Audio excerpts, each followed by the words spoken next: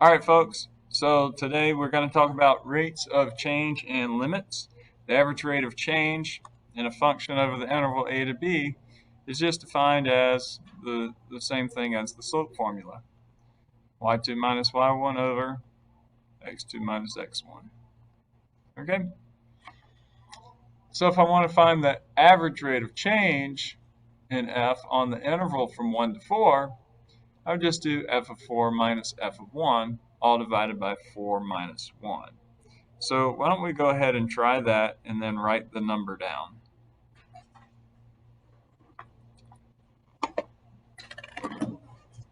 So we're going to go over to our y equals screen and just type in 2x squared plus 5x minus 3.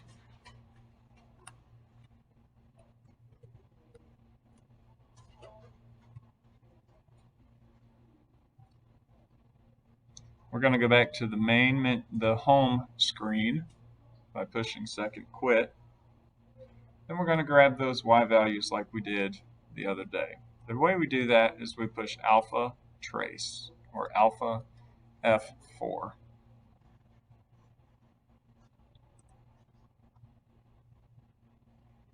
Alpha F4, enter, that's y1, at 4, minus alpha, enter, alpha F4, enter. So that's y4, f of 4, basically, f of 4 minus f of 1, right?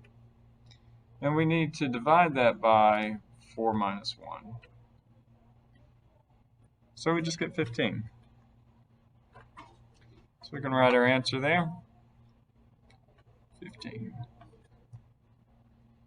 Let's do the next one. Let's practice. So find the average rate of change in f on this interval. Well, f of 5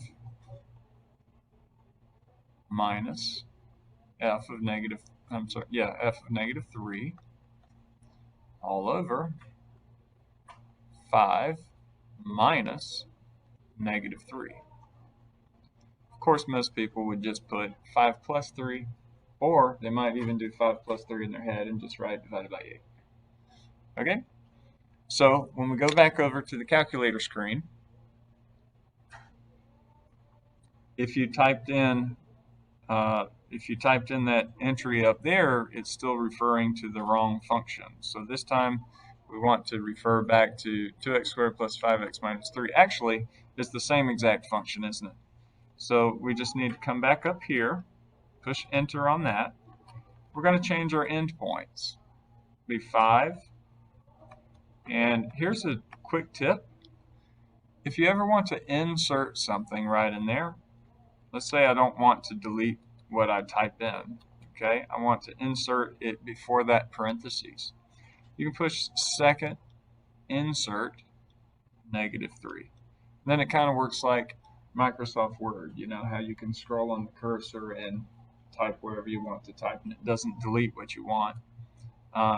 Still there. So anyways, so we're going to take that, and then we're going to divide by 8. Just get 9. Okay. Calculus is pretty easy so far, right? Slope, average rate of change. Okay. So what we're generally interested in is finding the instantaneous rate of change in f at a particular point rather than using 2 points. Okay. To get there, we're going to first approximate what that value is. Okay, if we want to find instantaneous rate of change of this function, 2x squared plus 5x minus 3 at x equals 2, then we can approximate it. It says we can approximate it by choosing a point on either side. Okay, so the closer we are to the value 2, the better. So I'll show you, you remember we've talked about method 1, 2, and 3. We talked about a right-hand approximation, a left-hand approximation, and a symmetric difference approximation. So let's just do it the way the calculator will do it. The calculator typically uses the symmetric difference. So IRC, and I'm just going to write the symmetric. Symmetric approximation is, well, let's pick a point to the right. A point to the right of 2 might be like 2.01, right? And a point to the left of 2 might be 1.99. We're going to divide by 2.01 minus 1.99. All right? And let's see what that approximation is equal to. Well, it's the same function. So since it's the same function, we have a little bit less to type in this time. So we're just going to go back and highlight what we've already typed in. But instead of 5, we're going to insert 2.01. Again, you insert by pushing second insert. And then on this one, we're going to be inserting second insert 1.99.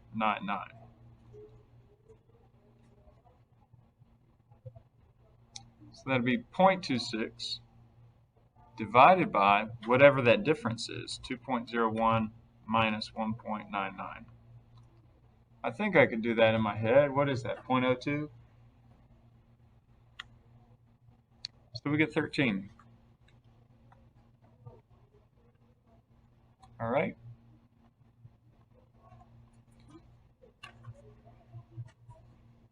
So thinking about what that means is that at the point x equals 2, the slope is pretty steep. It would go up 13, the slope of the tangent line at that point, let's say, would be 13, up 13 and then over 1. All right, so I'm going to pause the video for a minute for you guys to do this one. So go ahead and give that one a shot. So for the next piece of the question, first off, it says IRC instead of IQR, or it should say that.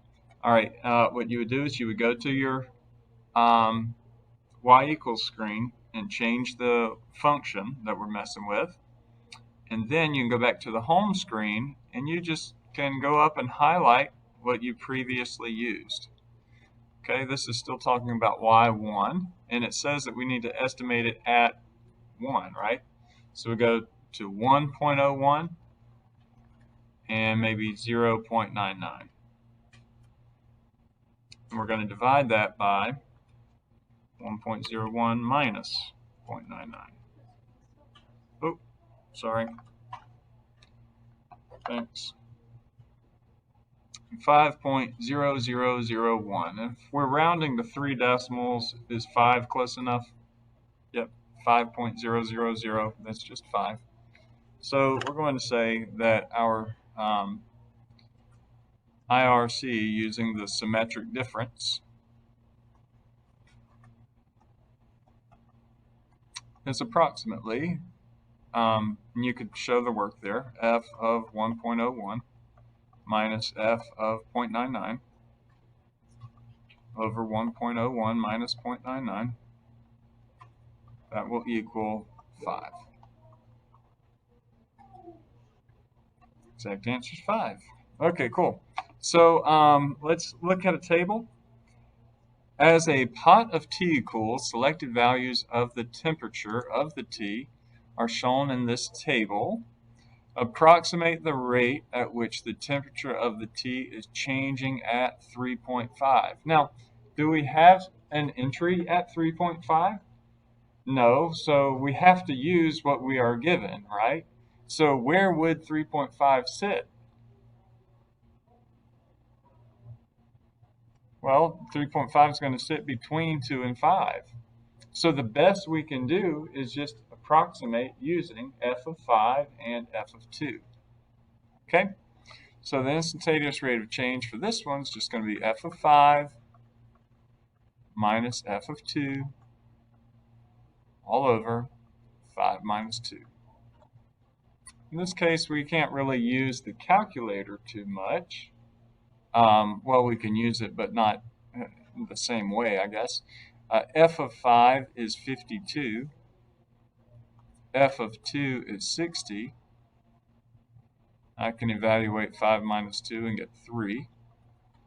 Looks like negative 8/3. And we can leave that as a fraction there.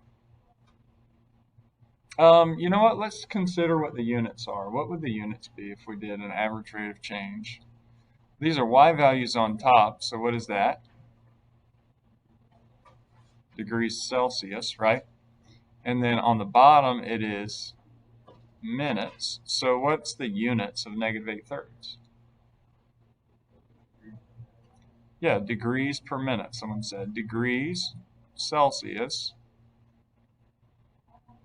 per minute. And you could write the word per if you wanted to. That's okay. It means that the temperature is going down by about 2.7 degrees per minute. That's fine. Let me see. Oh, one small mistake that I made, and I don't want you guys to make, is instead of calling this f, there is no f in this function, is there? Or in this problem. So I'm just going to go with a different color pen. I'm going to fix that. This is capital H at 5 and capital H at 2.